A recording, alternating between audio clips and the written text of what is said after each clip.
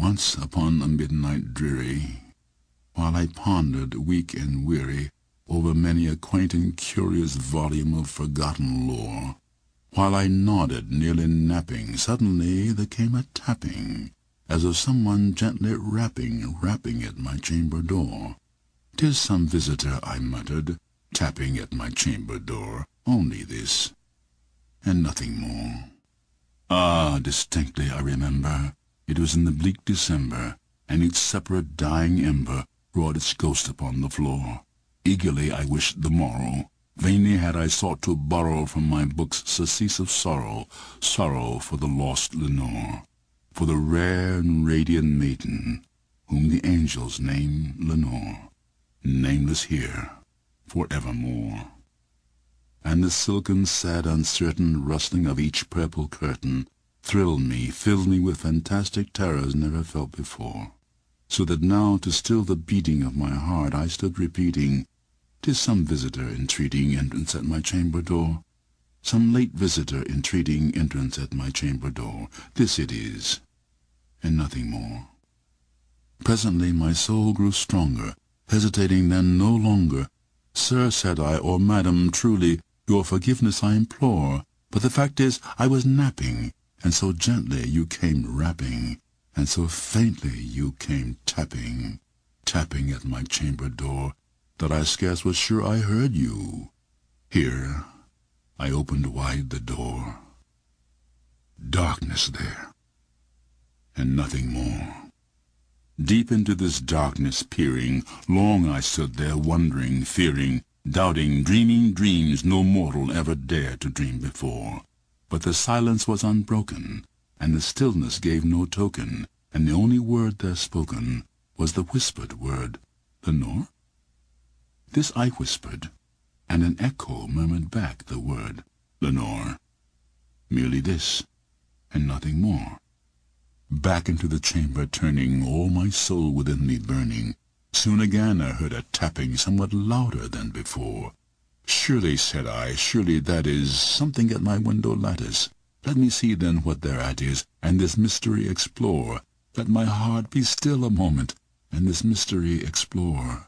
'Tis the wind, and nothing more." Open here I flung the shutter, when with many a flirt and flutter in there stepped a stately raven of the saintly days of yore. Not the least obeisance made he, not a minute stopped or stayed he, but with mien of lord or lady perched above my chamber door, perched upon the bust of Pallas just above my chamber door, perched and sat, and nothing more. Then this ebony bird beguiling my sad fancy into smiling, by the grave and stern decorum of the countenance it wore, "Though thy crest be shorn and shaven, thou," I said, "art sure no craven. Ghastly, grim, and ancient raven, wandering from the nightly shore, tell me what thy lordly name is on the night's Plutonian shore." Quoth the raven, "Nevermore." Much I marvelled at this ungainly fowl to hear discourse so plainly, though its answer little meaning, little relevancy bore. For we cannot help agreeing that no living human being ever yet was blessed with seeing bird above his chamber door, bird or beast upon the sculptured bust above his chamber door, with such a name as Nevermore. But the raven sitting lonely on the placid bust spoke only that one word, as if his soul in that one word he did outpour.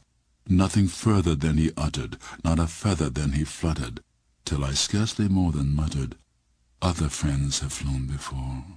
On the morrow he will leave me, as my hopes have flown before." Then the bird said, "Nevermore." Startled by the stillness broken by reply so aptly spoken, "Doubtless," said I, "what it utters is its only stock and store, caught from some unhappy master, whom unmerciful disaster followed fast and followed faster, till his songs one burden bore, to the dirges of his hope that melancholy burden bore, of never, nevermore." But the raven still beguiling my sad fancy into smiling, straight I wheel a cushioned seat in front of bird and bust and door. Then upon the velvet sinking, I betook myself to linking fancy unto fancy, thinking what this ominous bird of yore, what this grim, ungainly, ghastly, gaunt and ominous bird of yore meant in croaking nevermore. This I sat engaged in guessing, but no syllable expressing to the fowl whose fiery eyes now burned into my bosom's core. This and more I sat divining, with my head at ease reclining on the cushion's velvet lining, that the lamplight gloated o'er, but whose velvet violet lining with the lamplight gloating o'er she shall press, ah, nevermore. Then methought the air grew denser, perfumed from some unseen censer, swung by seraphim whose footfalls tinkled on the tufted floor. Wretch, I cried, thy God hath lent thee, by these angels he hath sent thee, respite, respite, and nepenthe from thy memories of Lenore. Quaff, oh quaff this kind nepenthe, and forget this lost Lenore. Quoth the raven, nevermore. Prophet, said I, thing of evil, prophet still if bird or devil, whether tempter sent or whether tempest tossed thee hither shore. Desolate yet all undaunted on this desert land enchanted, on this home by horror haunted, tell me truly, I implore, is there balm in Gilead? Tell me, I implore. Quoth the raven, nevermore. Prophet, said I, thing of evil, prophet still if bird or devil, by that heaven that bends above us, by that God we both adore, tell this soul with sorrow laden, if within the distant Aidenn it shall clasp a sainted maiden, whom the angels name Lenore, clasp a rare and radiant maiden, whom the angels name Lenore. Quoth the raven, nevermore. Be that word our sign of parting, bird or fiend, I shrieked upstarting. Get thee back into the tempest and the night's Plutonian shore. Leave no black plume as a token of that lie thy soul hath spoken. Leave my loneliness unbroken. Quit the bust above my door. Take thy beak from out my heart, and take thy form from off my door. Quoth the raven, nevermore. And the raven, never flitting, still is sitting, on the pallid bust of Pallas just above my chamber door, and his eyes have all the seeming of a demon's that is dreaming, and the lamplight o'er him streaming throws his shadow on the floor, and my soul from out that shadow that lies floating on the floor shall be lifted